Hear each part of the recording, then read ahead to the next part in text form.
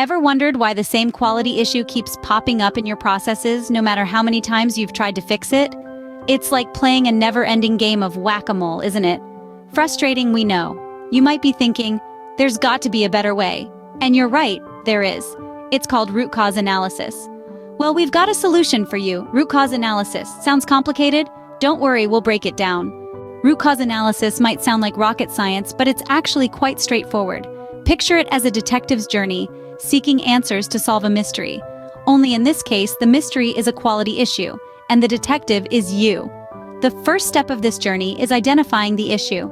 Imagine a production line where a high number of defective widgets are being produced. Our issue is clear: too many defective widgets. But why is this happening? That's where our detective work begins. Next, we gather information. We observe, ask questions, and gather as much data as possible. Are the defects happening at a specific point in the production line? Is there a pattern? Gathering data helps us paint a clearer picture of the issue. Now comes the heart of root cause analysis, finding the root cause. It's like solving a puzzle. We use the data we've gathered to piece together the clues. We may find that a faulty machine part is causing the defects, but we don't stop there. We ask why that machine part is faulty. Was it not maintained properly?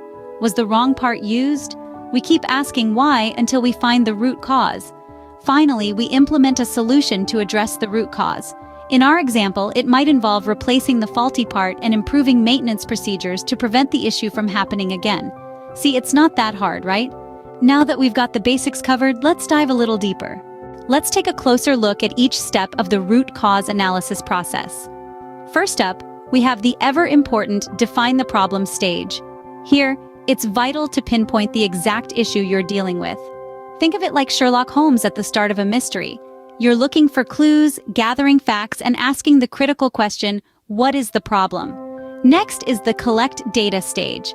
This is where we roll up our sleeves and delve into the data. We're looking for patterns, trends, and oddities. It's all about the evidence. Then comes the identify possible causes stage. This is where we put on our detective hat again and brainstorm all possible reasons for the issue. Remember, no idea is too outlandish at this stage. We're casting a wide net and seeing what we catch. The fourth step is testing the most likely causes. Here, we take our list of potential causes and start testing them. We're like scientists in a lab, running experiments to see which hypothesis holds up. Finally, we arrive at the implement the solution stage. This is where we put our findings into action. It's not enough to simply identify the problem and its cause. We must also take steps to fix it. And there you have it, a step-by-step guide to performing a root cause analysis. Before we wrap up, let's quickly recap what we've learned today. Root cause analysis isn't some mystical process. It's a practical tool for digging deep and resolving quality issues at their source. It's about not just slapping on a band-aid, but truly healing the wound. And the steps? They're as simple as defining the problem, collecting data, identifying possible causes, testing the most likely cause, and implementing a solution. Remember, when it comes to quality issues, don't just treat the symptoms. Find the root cause and eliminate it. Happy problem solving.